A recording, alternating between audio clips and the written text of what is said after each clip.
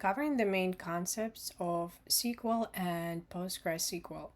So to start with the first question, what are the key concepts of relation databases and how they work?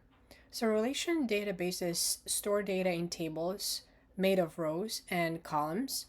Each table represents a type of data like users, tasks, orders, and tables are connected between themselves using these relationships.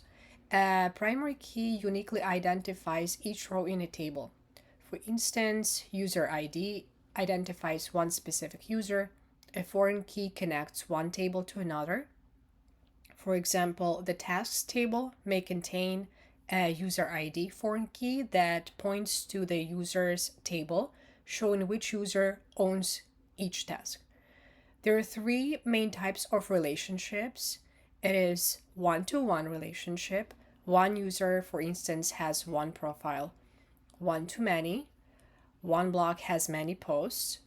And many-to-many relationship, it's many students can, for instance, take multiple classes. This requires a joint table in the middle. Constraints are rules that protect data integrity. Examples include not null, means that a value is always required. Unique prevents duplicates. Foreign key ensures related records exist. For example, if a task references a user that does not exist, the database will reject it. Relational databases are important because they provide persistence, consistency, scalability, and secure structured storage. When we move to the second question, what are the main SQL operations and how effectively we use them? So SQL is a language used to interact with relational databases. The four main CRUD operations are select, reading data, insert, adding data, update, changing data, and delete, removing data. Example is select from users, for instance. To combine data from multiple tables, we use joins. Another example, prime example of this is this piece of code. So select from where and through join table. This combines users with their tasks, and aggregation functions summarize data. For instance, count records, sum adds values, and average calculates averages. Here we have an example of this. So select counting, so it counts records from which table, and group by organizes rows into groups before aggregation. Where filters rows before grouping, while having filters grouped results after aggregation.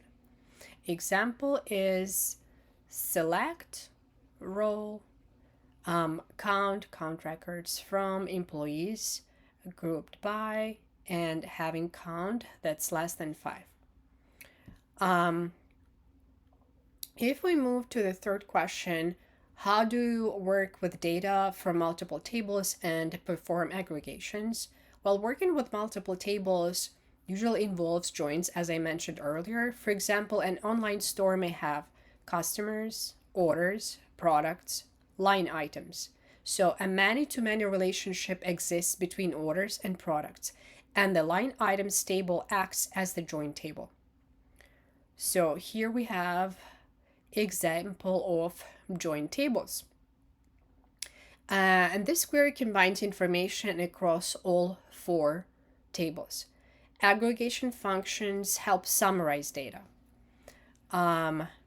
So we select, we summarize, adding, getting quantity from, and it's grouped by product ID.